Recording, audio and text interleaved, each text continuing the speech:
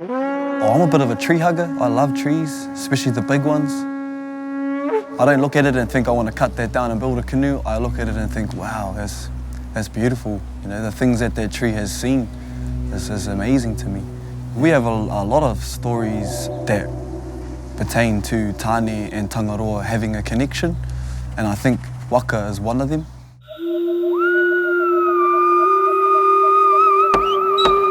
You know, we as carvers are like the in-between.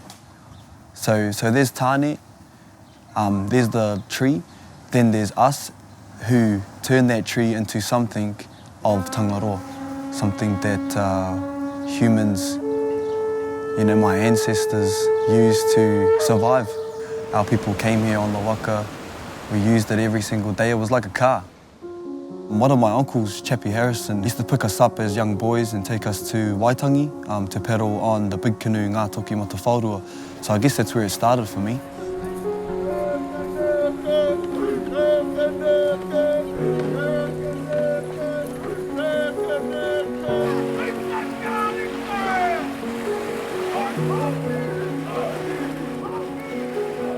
The first memory I have of seeing Waka being built was in Aotearoa at Papa Heck's place. And that was when I went there with my school, and we just went there to check it out. And I remember seeing Ngā Hiraka, my tawhiti, was being built at the time. I've always had a real interest in Waka, all types of Waka too, not just Waka Taua, not just Waka Haurua, but Waka Ama, Waka Tiwai, Waka Tete, everything. So ever since I've started here, I've never really stopped. Oh, I'm excited. I'm a bit nervous too because it's my first time on my own without anybody helping. But I think it'll be all right. We've got enough guns around here to ask for advice if I need it. The log is a poplar, it's a poplar tree. And I've worked with poplar before. As soon as I seen it, I knew we'd get a canoe out of it. We chose to do a waka kōpapa mainly because of the deadline, the time we had to build the canoe. Our waka kōpapa is for everyday use, so we're talking fishing, setting nets, picking pippies, going for a cruise, you know, taking the kids out for a ride, all that type of stuff. The most challenging is the first cut, so which side of the log to use. So we're looking for where the heart is in the tree, which will determine which is the heaviest side of the log. And so we'll have the heavy side down so that the canoe always wants to stand upright. And we won't know that until we take a few cuts, and then we'll have a good idea. We can make a plan from there. So we probably spent a good 3 or 4 hours just studying the log because everything comes off that first cut. And that's one thing I was told is the most important, to be able to see the canoe in the log before you even make your first cut. When I first saw the log, I sort of straight away knew it wasn't going to be big enough. So then I made the plan to widen it.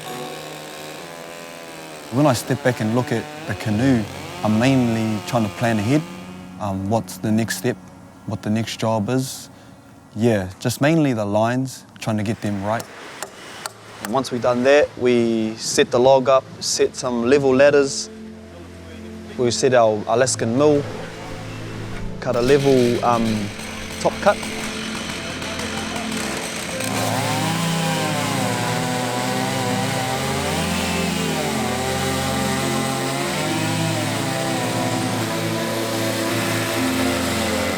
Now we're just going to keep milling so that we can get our pieces for if we need any patching or if we need any gunnels or anything like that.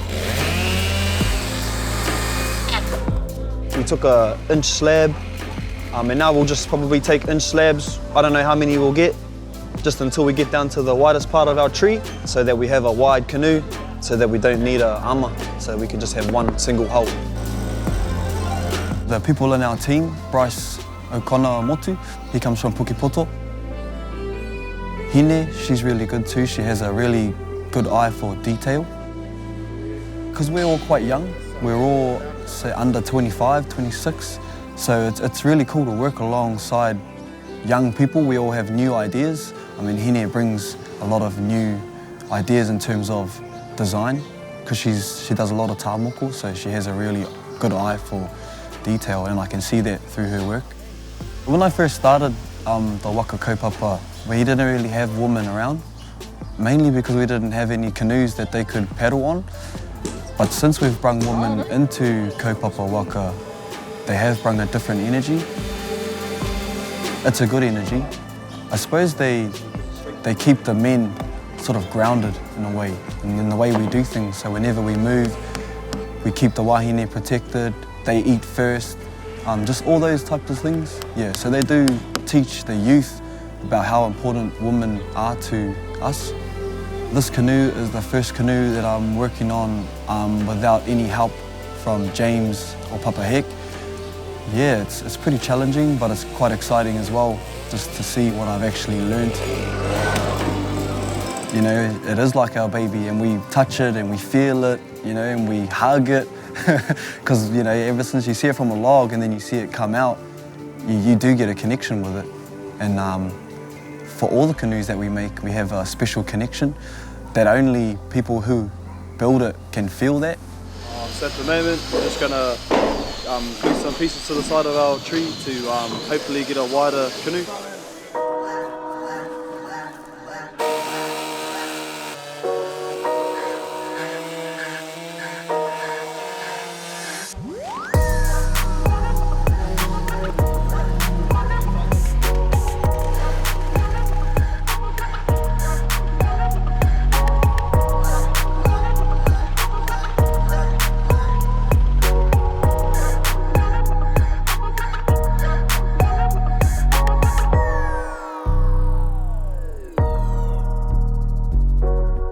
We got our sides cut out, the bottom cut, and a little bit of the inside dug out.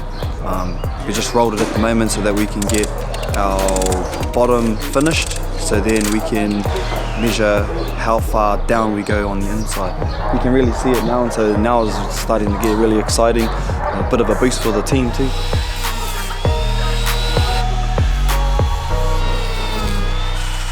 Gonna finish the bottom, flip it back over and do the finishing dig out in the middle, and then we all go. Yeah. Although we have all these modern tools, we can't get away from the adze, the toki, the chisel. We always still have to come back to those, so we use them quite a bit. The adze, the toki, is mainly used for the block out, so getting all of the material on the inside of the hull, getting all of that out. But we use it for totally like a whole heap of other things as well. Also, sometimes we can't get the chainsaw into a place that the adze can get to, and it also gives a different finish. You know, our ancestors used the best tools that they had, and so we're just trying to do the same. If it makes the job easier, then yeah, use the chainsaw. Because I bet you if our ancestors had a chainsaw, they would have used it too.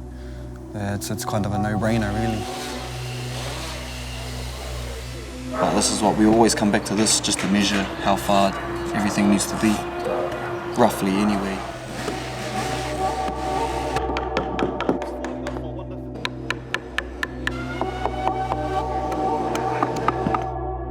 I've picked up carving, because carving is a whole totally different kettle of fish to building canoes.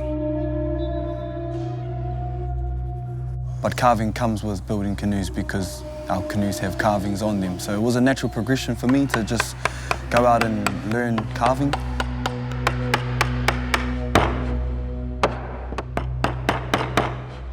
I've still got a lot to learn with the carving, but I do feel that I'm well on my way to sort of cracking the code. Well, this is kind of the identity of the canoe too. A lot of the times we identify canoes by the prow. You know, you can sort of pick it up across the bay. Oh, you know, that's this canoe, or oh, that's that canoe. The tau ihu is like the nose, that's the front of the waka. The prow we're using for our canoe, I drew inspiration from the Tangonge lintel, which is a Te Rātā, old Te Rātā carving they found up north. So I put my own little spin on it. But it's mainly just a guardian, something to protect us while we're on our paddle and while we're on our journey. The taurapa also, I sort of drew inspiration from old carvings. I sort of wanted to do something similar to the Te Aotearoa taurapa, just to acknowledge those carvings that were found in the place where I'm from, Ngāti Kahu. They were found in the sand dune, so I thought it'd be pretty fitting to use it on our waka. They found these carvings and they had heaps of spikes on them. Yep. So I'm gonna like try and use that, make it my own. Spikes. Working with waka makes me feel connected with the tree, with nature, but also with other cultures and people. I love working alongside the Hawaiians and Freddie from Tahiti. It's just a cool vibe in the shed. We're throwing ideas around, everybody's helping each other. There's no better way to work. The Hawaiians treat waka like it's an ancestor. They don't leave it on the ground, they don't let it, they don't like to scratch it, they take all their jewelry off when they handle it. So that for me is pretty awesome to see, and I'm going to take that on board and do the same.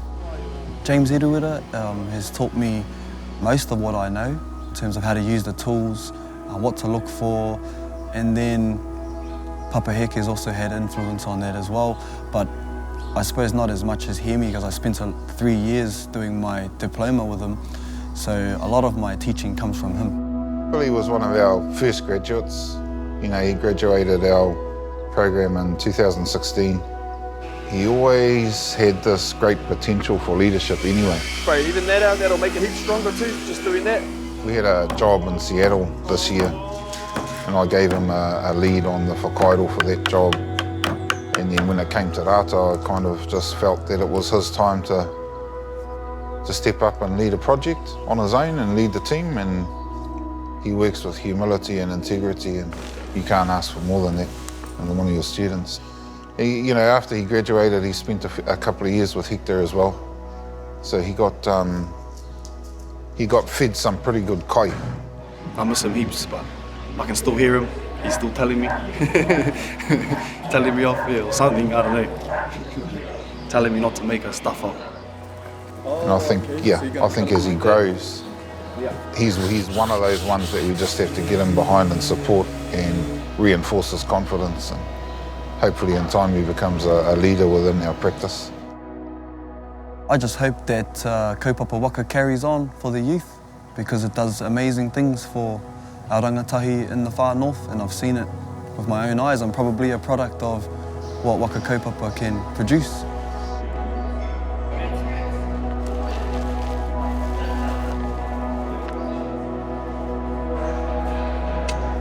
So I'm just going to paint the puhoro on it, which is, represents speed and agility, just to give it some swag. With waka building being a dying art form, we do have a responsibility to keep building, giving that knowledge, sharing it, but yeah, also building, learning more. That's what this is about. I'm learning so much through the Hawaiians and the Tahitians.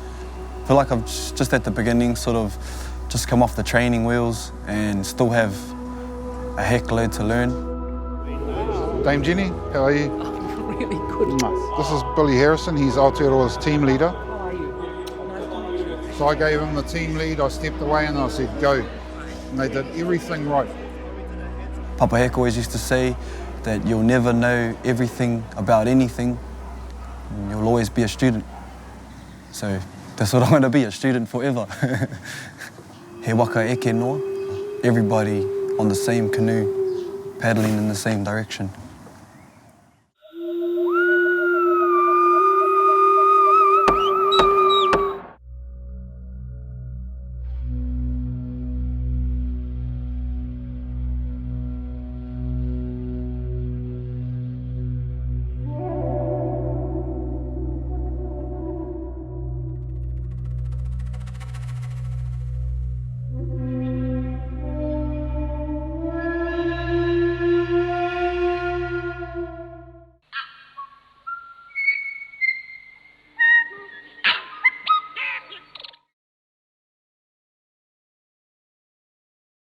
Tēnā koutou irirangi te motu I te pūtia tautoko, ka rawe.